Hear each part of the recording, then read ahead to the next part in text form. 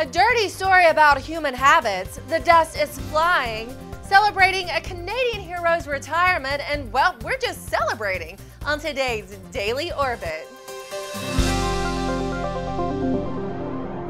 Hello and welcome to the 200th episode of the Daily Orbit. I'm Emerald Robinson. I thought we could have a little celebration since today marks our 200th episode. And here's a dirty little story for you to celebrate. Well, don't get excited, it's literally dirty. A new report says that 1 in 10 people don't wash their hands after using the restroom. Ugh.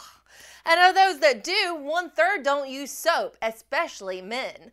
What's the point if you're not going to use soap, people? Only 5% of hand washers actually wash them long enough to kill the germs that can lead to infections. How do scientists know this? Well, they had some college students observe people in public restrooms while trying to be inconspicuous. Poor kids. Improper washing of hands spreads infection and causes nearly half of all foodborne illnesses. The CDC recommends 15 to 20 seconds of vigorous hand washing with both water and soap. You hear that, men? Soap. I'll keep my antibacterial gel just in case. What's up with all this dirt? It's supposed to be a party today. A study from the University of Colorado Boulder says the West is getting dustier.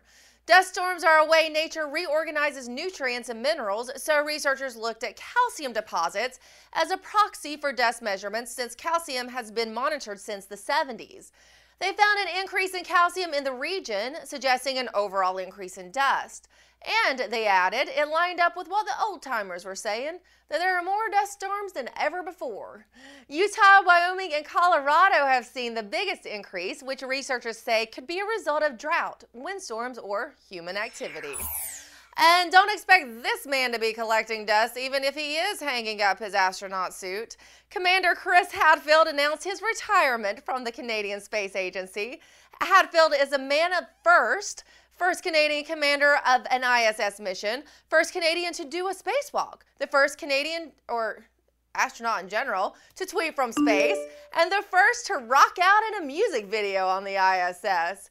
His breathtaking images from space captivated the earthly audience. He said, "It's been an incredible adventure, but it's time for me to do something else."